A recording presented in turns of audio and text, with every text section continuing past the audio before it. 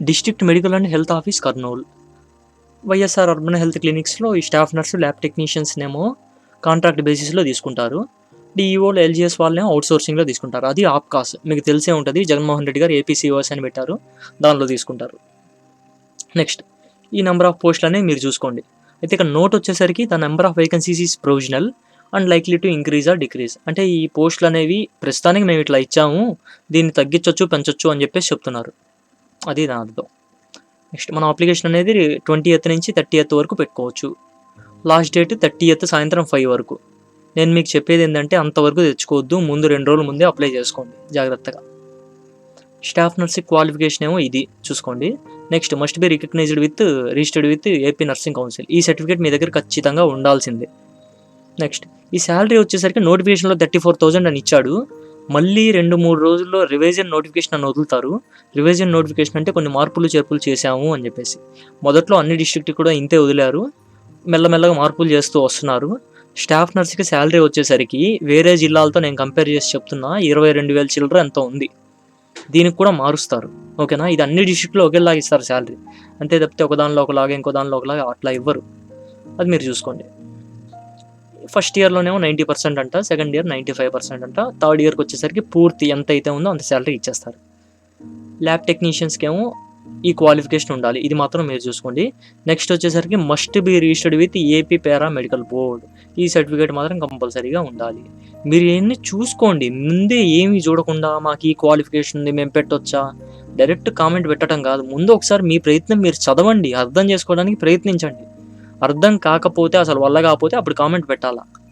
Next lab technician salary వచ్చేసరికి 28,000 అని చెప్తున్నారు, కానీ వేరే డిస్ట్రిక్ట్స్తో నేను చూస్తున్నాను రివిజన్ నోటిఫికేషన్, అది 18,000 దాని శాలరీ. ఫస్ట్ ఇయర్ ఏమో 90% ఇస్తారు, సెకండ్ ఇయర్ 95% ఇస్తారు, థర్డ్ ఇయర్ పూర్తిగా ఎంతైతే ఉందో శాలరీ అంత ఇచ్చేస్తారు. డిఈఓ వచ్చేసరికి గ్రాడ్యుయేట్ ఇన్ ఎనీ డిసిప్లిన్. అంటే మనం బీటెక్ కావచ్చు, బీఎస్సీ కావచ్చు, ఏ డిగ్రీ వాళ్ళైనా అప్లై చేసుకోవచ్చు. నెక్స్ట్ వచ్చేసరికి మళ్ళీ మేము త్రిబుల్ ఈ, మేము ఈసీఈ, మేము అది ఇది, మేము బీ ఫార్మసీ అప్లై చేసుకోవచ్చా? ఎవరైనా అప్లై చేసుకోవచ్చు అమ్మా, ఎనీ డిగ్రీ, ఓకేనా. మీరు పూర్తిగా విని అప్పుడు కామెంట్ పెట్టాలి. Next 1 year diploma in computer application. 1 year అయితే ఈ సర్టిఫికేట్ అంటే డీసీఏ అంటారు, డిప్లొమా ఇన్ కంప్యూటర్స్ అప్లికేషన్. అదైనా ఉండొచ్చు, లేదు పీజీడీసీఏ డిగ్రీ తర్వాత చేస్తారు, post graduate diploma in computer application ఏదైనా పెట్టొచ్చు. అంతేగాని వీడు ఖచ్చితంగా పీజీడీసీఏ అని చెప్పలేదు కదా. సో ఇంటర్మీడియట్ తర్వాత ఈ డీసీఏ 10th తర్వాత చేస్తారు అనుకుంటా. ఏదైనా సరే డీసీఏ సర్టిఫికేట్ కావచ్చు, పీజీడీసీఏ సర్టిఫికేట్ కావచ్చు, 1 year diploma in computer application certificate మాత్రం ఖచ్చితంగా ఉండాలి. మేము బీటెక్ కంప్యూటర్స్, బీఎస్సీ కంప్యూటర్స్, మేము బీటెక్ సిఎస్సి, మాకు ఈ సర్టిఫికేట్ అవసరమా లేదా అంటే ఖచ్చితంగా అవసరమే. మీ డిగ్రీతో పాటు ఈ సర్టిఫికేట్ ఖచ్చితంగా ఉండాల్సిందే. వీళ్ళు ఇచ్చిన దాని ప్రకారం ఒక్కో డిస్ట్రిక్ట్ ఒకలా ఉంది. నేను మీ డిస్ట్రిక్ట్ గురించి చెప్పుకుంటూ వస్తే సర్టిఫికేట్ మాత్రం కంపల్సరీ ఉండాలి. మీ శాలరీ నెక్స్ట్ ఎల్జీఎస్ వాళ్ళకేమో 10th class qualification 12,000 salary. Age వచ్చేసరికి 18 to 42 years. ఈ ఏజ్ ఎక్సెంప్షన్ మీరు చూసుకోండి. ఎస్సీ ఎస్టీ 5 years, బీసీకి ex service men 3, physically challenge 10. Next cut off date for educational qualification.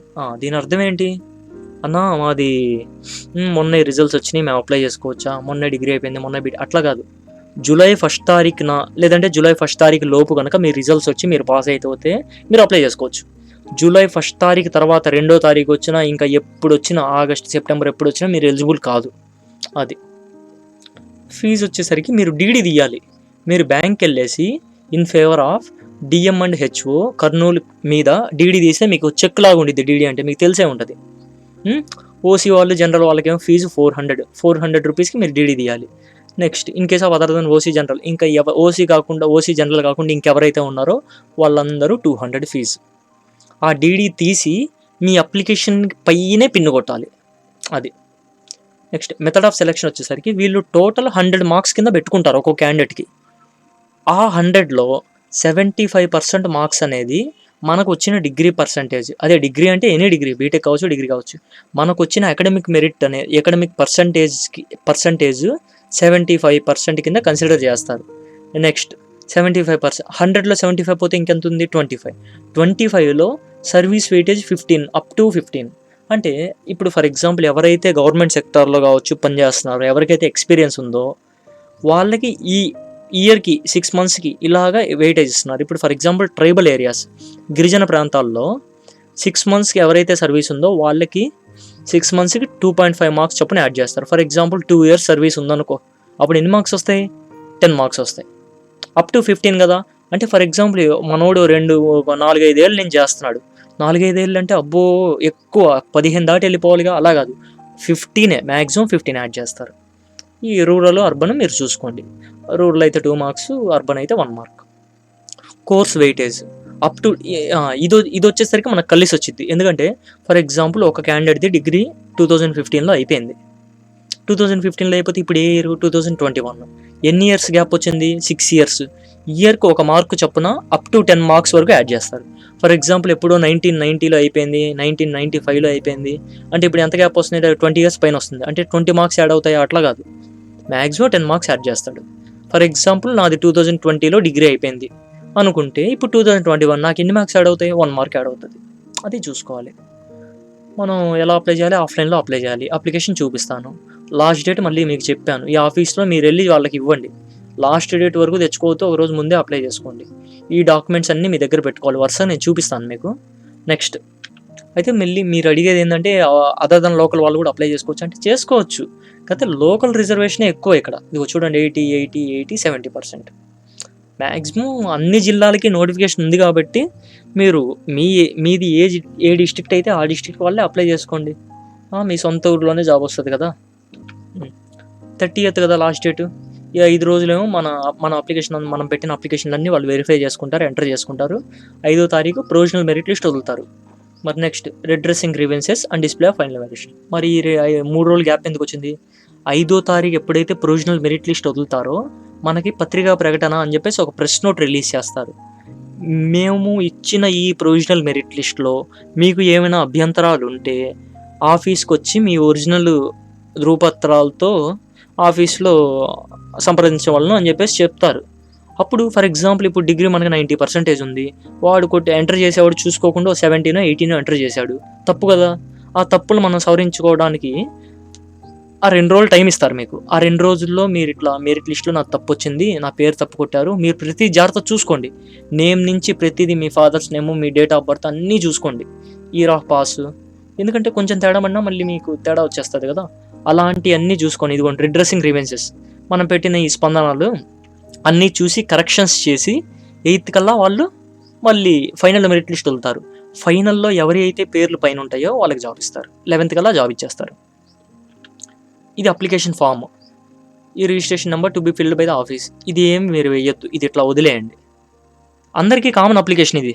మళ్ళీ స్టాఫ్ నర్స్కి ఒక అప్లికేషన్, ల్యాబ్ టెక్నీషియన్స్కి ఒక అప్లికేషన్, అలా కాదు, అందరికీ ఒకటే అప్లికేషను. ఇక్కడ మీరు ఏం వేయాలి? Application for the post of. మీరు దేనికైతే అప్లై చేస్తున్నారో అది క్యాపిటల్ లెటర్స్లో రాయండి. డేటా ఎంట్రీ ఆపరేటరా, లాస్ట్ గ్రేడ్ సర్వీసెస్సా, స్టాఫ్ నర్సా, అలా వేయండి. నేమ్ ఆఫ్ ది క్యాండిడేట్ అన్ని క్యాపిటల్ లెటర్స్లో వేయండి.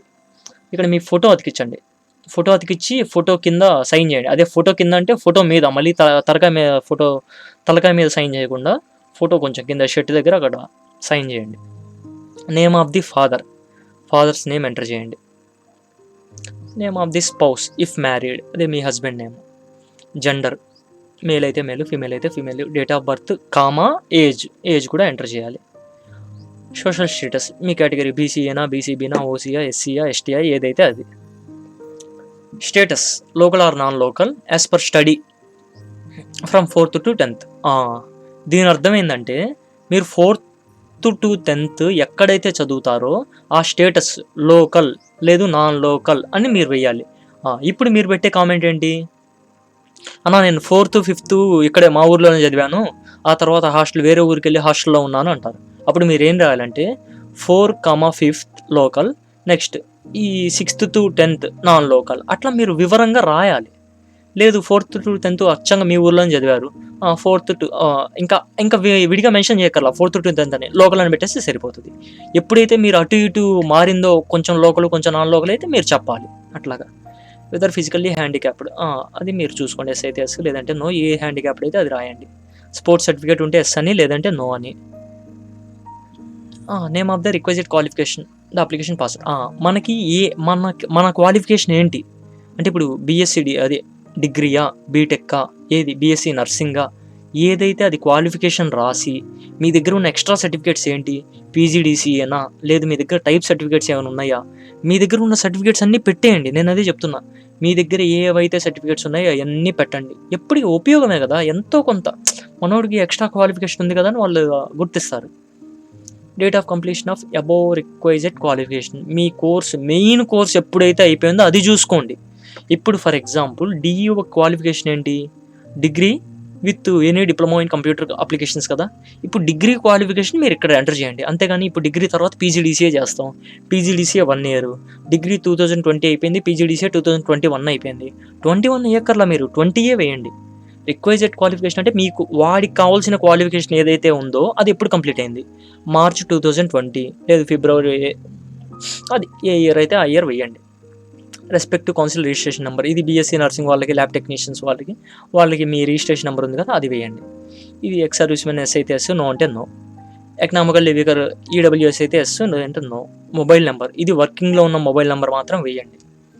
నెక్స్ట్ డీడీ నెంబర్, మీకు డీడీ తీస్తారు కదా, చెక్ లాగా వస్తుందని చెప్పాను కదా, ఆ నెంబర్ వేయండి, డేట్ వేయండి, అమౌంట్ ఎంతకైతే అమౌంట్ తీశారు, 400 200, ఈ మొత్తం మీరు ఎంటర్ చేయండి. ఇయర్ ఆఫ్ పాసింగ్, మీరు ఎప్పుడు పాస్ అయ్యారు, ఏ జిల్లాలో చదివారు, 4th నుంచి 10th వరకు. ఈ స్టడీ సర్టిఫికేట్లు మీరు అటాచ్ చేయాలి. నేను అటాచ్మెంట్స్ కూడా నేను చెప్తాను. ఈ క్వాలిఫికేషన్ ఎగ్జామ్ మార్క్స్ వచ్చేసరికి వరుసగా ఎక్కువ నుంచి తక్కువకి వేయండి. అంటే ఇప్పుడు ఇక్కడ 10thతో స్టార్ట్ చేయకుండా ఇక్కడ 10th ఉండాలి కింద.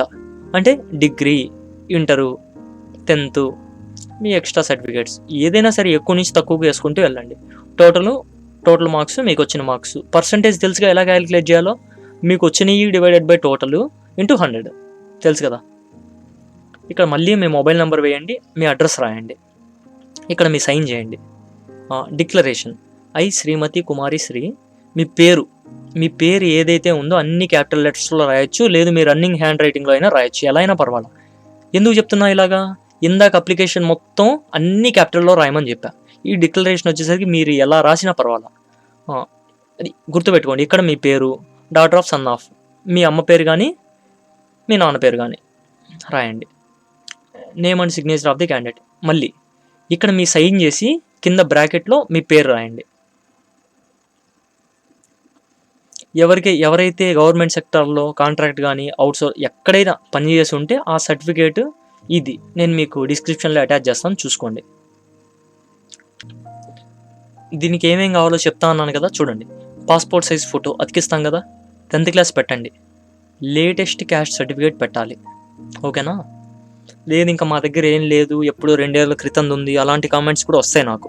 అప్పుడు ఇంకేం చేసేది ఏం లేదు, ఇంకా నన్ను అడగక్కర్లా, మీ దగ్గర ఏదైతే ఉందో అది పెట్టండి. నేను మీకు ఇక్కడ చెప్పేది ఏంటంటే, సందర్భం వచ్చింది కాబట్టి చెప్తున్నా, మనం రెగ్యులర్గా జాబ్స్కి అప్లై చేస్తున్నాం కాబట్టి ఎప్పటికప్పుడు రెన్యువల్ చేయించుకుంటూ ఉండండి.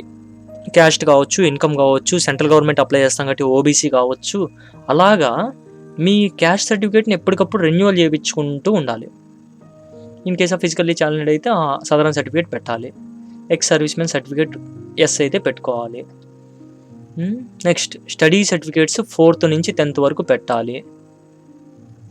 నెక్స్ట్ ఈ ల్యాబ్ టెక్నీషియన్స్, బీఎస్సీ నర్సింగ్ వాళ్ళు ఉన్నారు కదా, ఈ ఏపీ నర్సింగ్ కౌన్సిల్ రిజిస్ట్రేషన్ ఆ సర్టిఫికేట్ పెట్టాలి. ఇంకా మీరు ఇది చూసుకోండి. నెక్స్ట్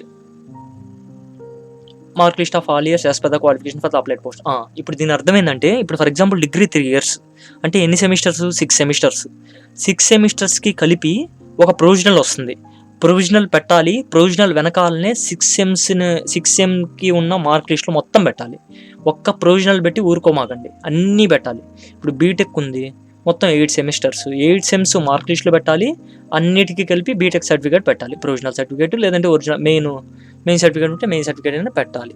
నెక్స్ట్ డీడీ చెప్పాను కదా, చెక్ లాగా వస్తుంది, దాన్ని మనం ఎక్కడ పెట్టాలి, పైనే పెట్టండి. మీరు పైన పెట్టి పిన్ చేయండి. అది ఇంకా మీకు ఏమైనా డౌట్స్ ఉంటే నాకు కామెంట్ చేయొచ్చు. Thank you.